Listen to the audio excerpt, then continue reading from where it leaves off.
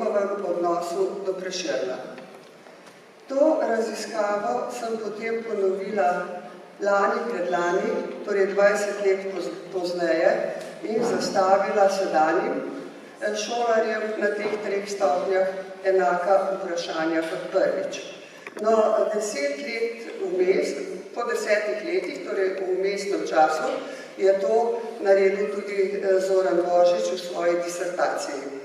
Gre pa za to, da se njegova disertacija s tem ukvarja bistveno bolj poglobljeno in podrobno in da daje statistično relevantne rezultate, medtem ko moje raziskave dajejo pravzaprav bolj kvalitativne in bolj nakazujejo probleme, kakor da bi jih statistično relevantno tudi obdelale. To tudi ni bil moj namen, ker tudi nisem imela toliko časa se temu posvečati.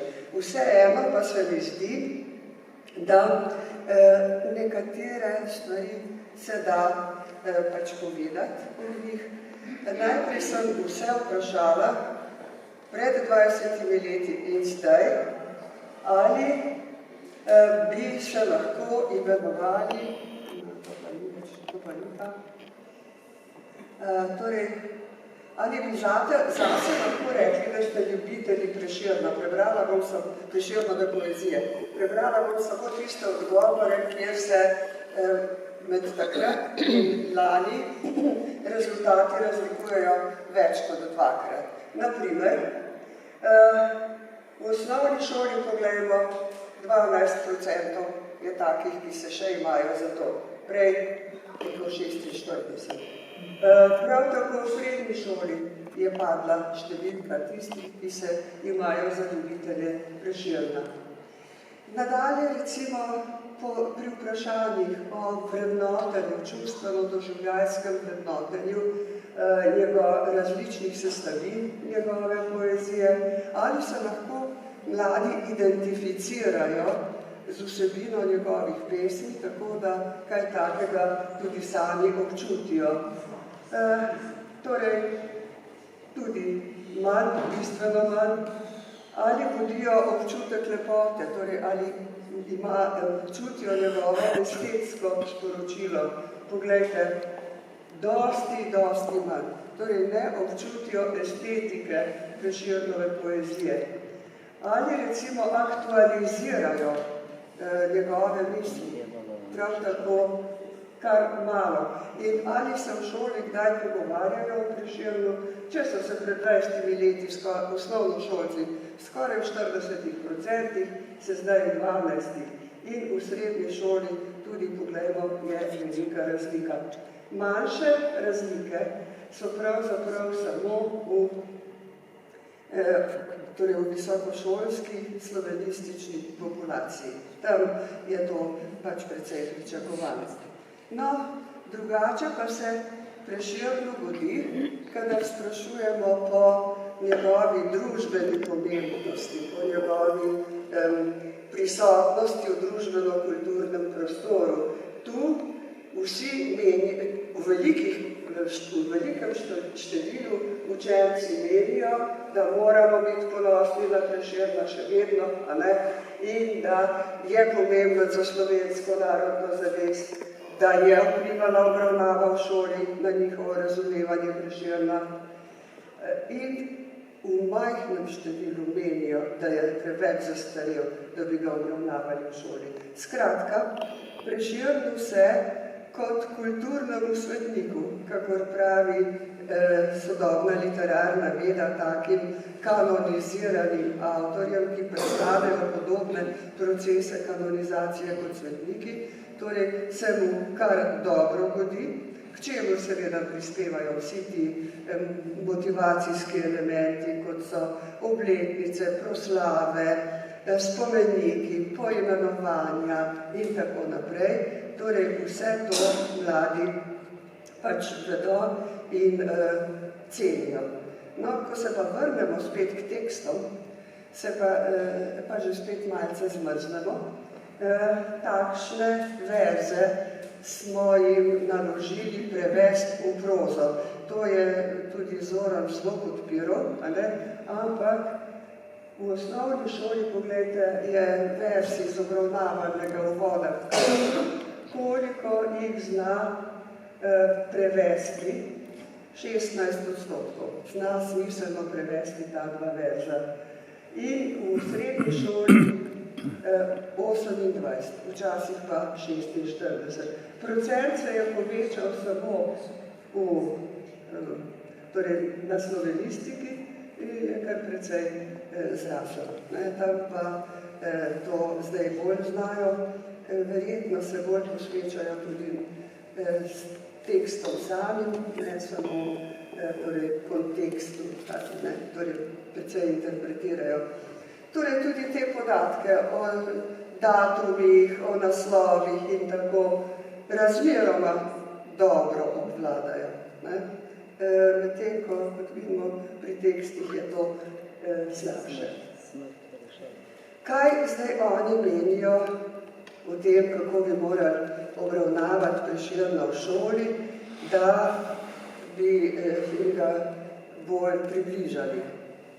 Torej, kaj jih najbolj tukaj zanima? Če pogledamo to razpredelnico, tisto, kar je zdaj še manj priljubljeno kot včasih, učenje pesmi na pamet, glasno branje njegovih pesmi, torej tudi poslušati te pesmi jih ne mika, pač pa kaj jih najbolj mika?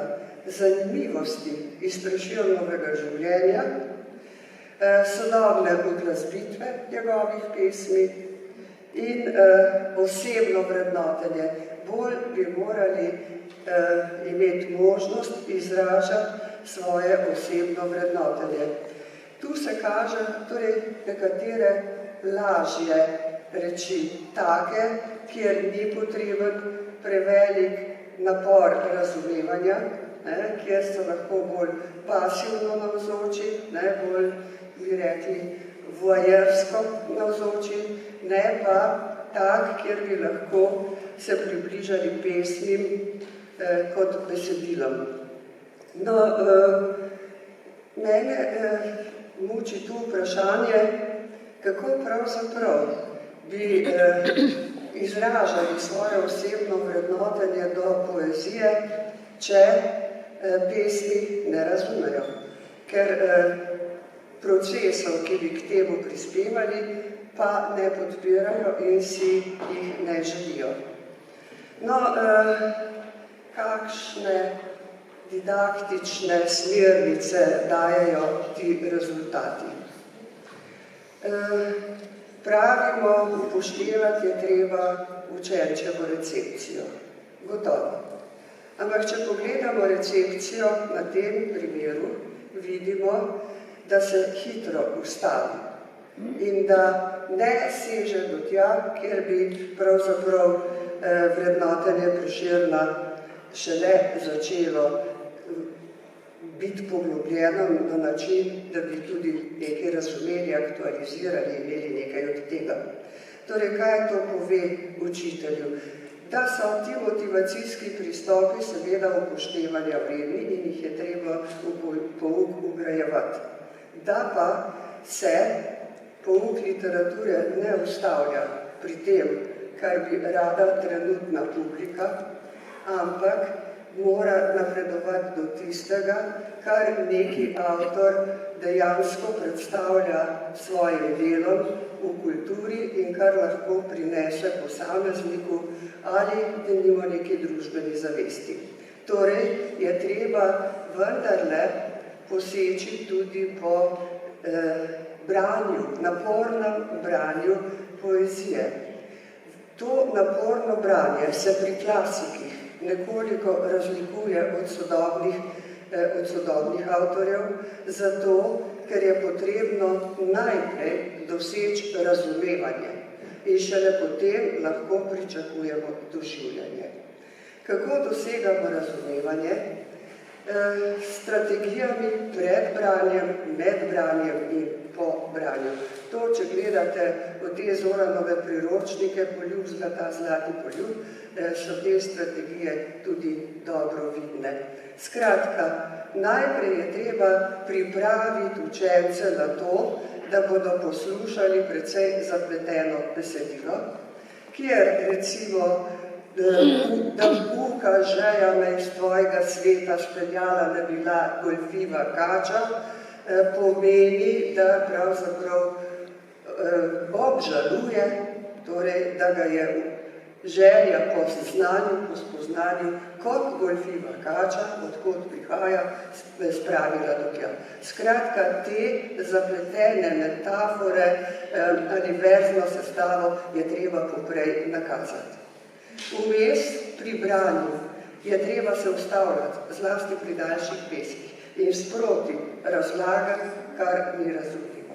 Pa spet naprej. In tako dalje, da ne bi to razlagala. Skratka, treba je najprej doseči razumevanje in potem lahko pričakujemo tudi doživljanje in tudi seveda osebno opredeljevanje in sodobne uglasbitve in vse, kar je drugega. Podobno najbolj velja, jaz upam, da mi bogovi ne bodo prej namenili smrt in da bom lahko te rezultate vklopila v nek obširnejši sklop didaktičnih obravnav literarne klasike nasploh.